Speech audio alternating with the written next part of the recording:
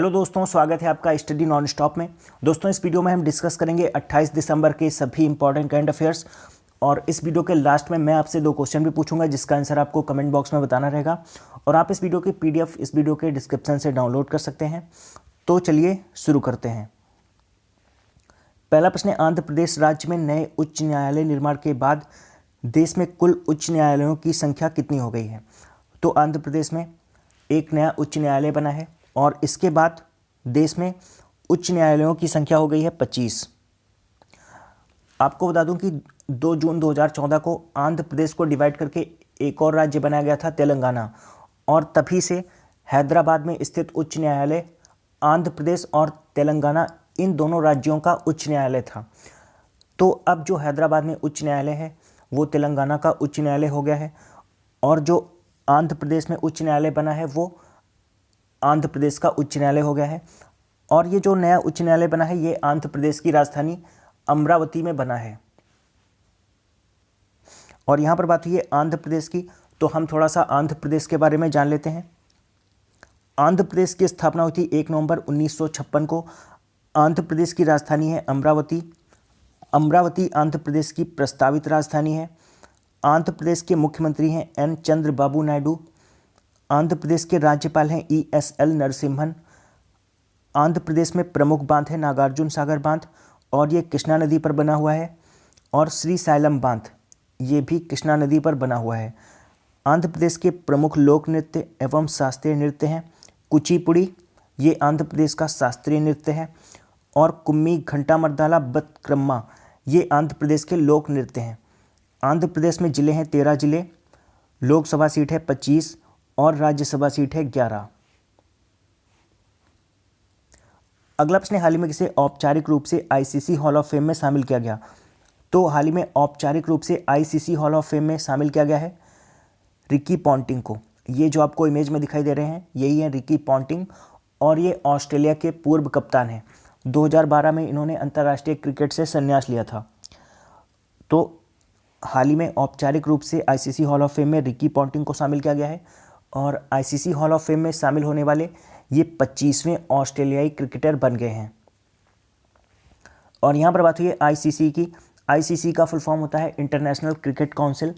ICC का मुख्यालय है दुबई में, और ICC के चेयरमैन हैं शशांक मनोहर, और इसके CEO हैं डेविड रिचर्डसन। अगला प्रश्न, हाल ही में किस देश ने अवानगार्ड हाइपरसोनिक मिसाइल प्रणाली का परीक्षण किया है?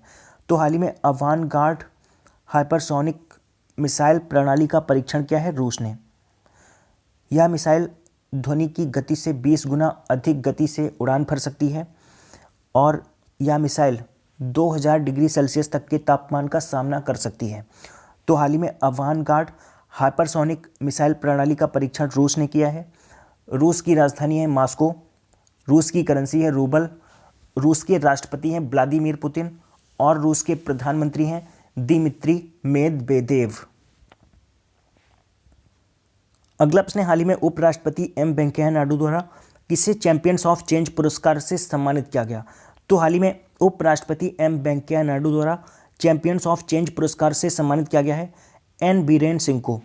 ये जो आपको इमेज में दिखाई दे रहे हैं यही है N बीरेन सिंह, और ये मणिपुर के मुख्यमंत्री हैं। N बीरेन सिंह ये मणिपुर के मुख्यमंत्री हैं, और इन्हें उपराष्ट्रपति M वेंकैया नायडू द्वारा चैंपियंस ऑफ चेंज पुरस्कार से सम्मानित किया गया है। पूर्वोत्तर राज्य में शासन में बदलाव लाने में इनके महत्वपूर्ण योगदान के लिए इन्हें इस पुरस्कार से सम्मानित किया गया है। अगला प्रश्न, हाल ही में कहां पर राष्ट्रीय बाल विज्ञान कांग्रेस का उद्घाटन किया गया? तो हाल ही में राष्ट्रीय बाल विज्ञान कांग्रेस का उद्घाटन किया गया है ओडिशा में। ओडिशा की राजधानी भुवनेश्वर में इसका उद्घाटन किया गया है, और ओडिशा के मुख्यमंत्री नवीन पटनायक ने इसका उद्घाटन किया है। और यहाँ पर बात हुई है ओडिशा की, तो हम थोड़ा सा ओडिशा के बारे में जान लेते हैं। ओडिशा की स्थापना हुई थी 1 अप्रैल 1936 को। ओडिशा की राजधानी है भुवनेश्वर। ओडिशा के मुख्यमंत्री हैं नवीन पटनायक। ओडिशा के राज्यपाल हैं गणेशी लाल। ओडिशा के प्रमुख लोक नृत्य हैं ओडिसी डांस, डंडा जात्रा और छऊ। ओडिशा में पावर प्लांट है तलचर पावर प्लांट। ओडिशा के प्रमुख स्थान हैं कोणार्क का सूर्य मंदिर। कोणार्क का सूर्य मंदिर, इसे ही ब्लैक पगोडा भी कहा जाता है। जगन्नाथ मंदिर जो कि पुरी में स्थित है। और उड़ीसा में है गुंडीचा घर मंदिर, ये भी पुरी में स्थित है। और खंडगिरी गुफाएं, उदयगिरी गुफाएं। उड़ीसा में प्रमुख राष्ट्रीय पार्क है भीतरकनिका राष्ट्रीय पार्क और सिमलीपाल राष्ट्रीय पार्क। उड़ीसा में प्रमुख बांध है हीराकुंड बांध। हीराकुंड बांध ये महानदी पर बना हुआ है और ये दुनिया का सबसे लंबा बांध है। उड़ीसा में झील है चिल्का झील। उड़ीसा में जिले हैं 30, लोकसभा सीट है 21 और राज्यसभा सीट है 10। अगला प्रश्न है, जनवरी 2019 को भारतीय विज्ञान कांग्रेस का 106वां संस्करण कहाँ आयोजित किया जाएगा? तो 3 जनवरी 2019 को भारतीय विज्ञान कांग्रेस का 106वां संस्करण पंजाब में आयोजित किया जाएगा। भारतीय विज्ञान कांग्रेस का 105वां संस्करण मणिपुर में आयोजित किया गया था, तो अब इसका 106वां संस्करण पंजाब में आयोजित किया जाएगा। और इसकी थीम क्या है? इसकी थीम है future India science and technology. Future India science and technology इसकी थीम है, तो ये पंजाब में आयोजित किया जाएगा। तो हम थोड़ा सा पंजाब के बारे में जान लेते हैं। पंजाब की स्थापना हुई थी 1 नवंबर 1966 को। पंजाब की राजधानी है चंडीगढ़। पंजाब के मुख्यमंत्री हैं अमरिंदर सिंह। पंजाब के राज्यपाल हैं वीपी सिंह बदनौर।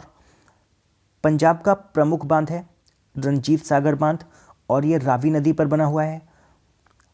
पंजाब का प्रमुख एयरपोर्ट है श्री गुरु रामदास जी इंटरनेशनल एयरपोर्ट और ये अमृतसर में स्थित है।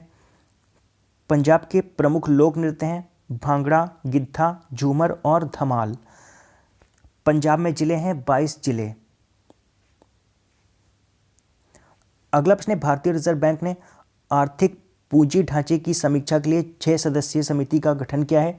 इस समिति की अध्यक्षता कौन करेगा? तो इस समिति की अध्यक्षता करेंगे बिमल जालान। ये जो आपको इमेज में दिखाई दे रहे हैं यही है बिमल जालान और ये रिजर्व बैंक के पूर्व गवर्नर हैं। तो भारतीय रिजर्व बैंक ने आर्थिक पूंजी ढांचे की समीक्षा के लिए 6 सदस्यीय समिति का गठन किया है। इस समिति की अध्यक्षता भारतीय रिजर्व बैंक के पूर्व गवर्नर बिमल जालान करेंगे। और यहाँ पर बात हुई है भारतीय रिजर्व बैंक की, तो भारतीय रिजर्व बैंक इसकी स्थापना हुई थी 1 अप्रैल 1935 को। इसका मुख्यालय है मुंबई में और इसके वर्तमान नए गवर्नर हैं शक्तिकांत दास। शक्तिकांत दास ये आरबीआई के 25वें नंबर के गवर्नर हैं। अगला प्रश्न, नेपाल ने अपने नागरिकों द्वारा भारत में भारतीय मुद्रा को खर्च करने के लिए कितनी मासिक सीमा निर्धारित कर दी है? तो नेपाल ने अपने नागरिकों द्वारा भारत में भारतीय मुद्रा को खर्च करने के लिए 1 लाख रुपए की मासिक सीमा निर्धारित कर दी है। यानी कि नेपाली नागरिक भारत में वस्तुओं और सेवाओं के लिए भुगतान करते समय हर महीने 1 लाख रुपए से अधिक खर्च नहीं कर पाएंगे। और अभी हाल ही में नेपाल ने भारत के बड़े नोट जैसे कि 500, 200 और 2000 इन पर प्रतिबंध लगाया है। और यहाँ पर बात हुई है नेपाल की, तो नेपाल की राजधानी है काठमांडू। नेपाल की करेंसी है नेपाली रुपया।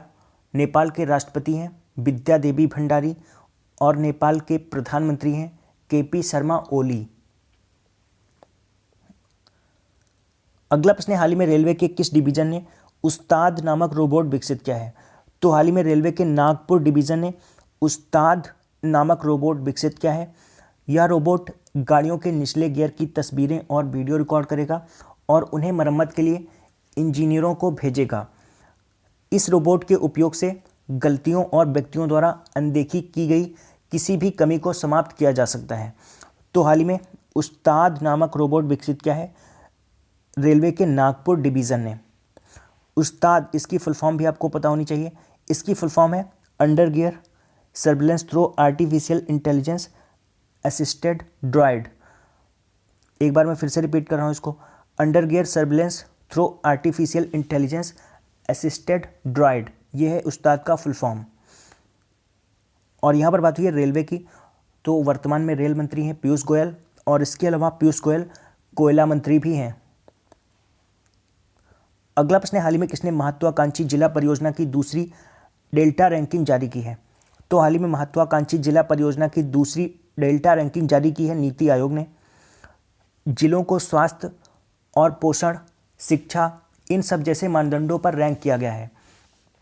तो हाल ही में महत्वाकांक्षी जिला परियोजना की दूसरी डेल्टा रैंकिंग जारी की है नीति आयोग ने, और इसमें सबसे बेहतर प्रदर्शन करने वाले जिले हैं बिरुधुनगर ये तमिलनाडु का जिला है, ये इसमें पहले नंबर पर है। दूसरे नंबर पर है नुआपाड़ा जो कि ओडिशा का जिला है, और तीसरे नंबर पर है सिद्धार्थनगर जो कि उत्तर प्रदेश का जिला है। और यहाँ पर बात हुई है नीति आयोग की, तो नीति इसका फुल फॉर्म होता है national institution for transforming India. NITI Aayog की स्थापना हुई थी 1 जनवरी 2015 को। नीति आयोग का मुख्यालय है नई दिल्ली में, और नीति आयोग का अध्यक्ष भारत का प्रधानमंत्री होता है, यानी कि प्रधानमंत्री नरेंद्र मोदी नीति आयोग के अध्यक्ष हैं। और नीति आयोग के उपाध्यक्ष हैं राजीव कुमार, और नीति आयोग के वर्तमान सीईओ हैं अमिताभ कांत। और कल मैंने आपसे 2 प्रश्न पूछे थे। पहला प्रश्न मैंने पूछा था प्रत्येक वर्ष सुशासन दिवस कब मनाया जाता है, तो इसका सही आंसर था 25 दिसंबर। और दूसरा प्रश्न मैंने पूछा था हाल ही में किसने ड्राइवर ऑफ द ईयर पुरस्कार जीता है, तो इसका सही आंसर था ऑप्शन डी, लुइस हैमिल्टन ने। और लगभग सभी लोगों ने इन दोनों प्रश्नों का सही आंसर दिया है। और आज आपका पहला प्रश्न है, किस राज्य ने अटल बिहारी वाजपेयी इंटरनेशनल स्कूल शुरू किया है। और आज आपका दूसरा प्रश्न है, हाल ही में मध्य प्रदेश सरकार द्वारा तानसेन सम्मान से किसे सम्मानित किया गया। तो इन दोनों प्रश्नों का आंसर आपको कमेंट बॉक्स में बताना है। तो दोस्तों आशा करता हूं कि आपको ये वीडियो पसंद आया होगा। अगर आपको ये वीडियो पसंद आया तो आप इसे लाइक और शेयर जरूर करिए, और अगर आपने अभी तक इस चैनल को सब्सक्राइब नहीं किया है तो चैनल को सब्सक्राइब कर लीजिए। मैं हर रोज़ सुबह 4 बजे करंट अफेयर्स का वीडियो अपलोड करता हूं, तो आप चैनल को सब्सक्राइब करके नोटिफिकेशन बेल को ऑन रखिए, जिससे मैं वीडियो अपलोड करूं तो उसका नोटिफिकेशन आपको मिल सके। तो दोस्तों मिलते हैं कल सुबह, तब तक के लिए goodbye and take care.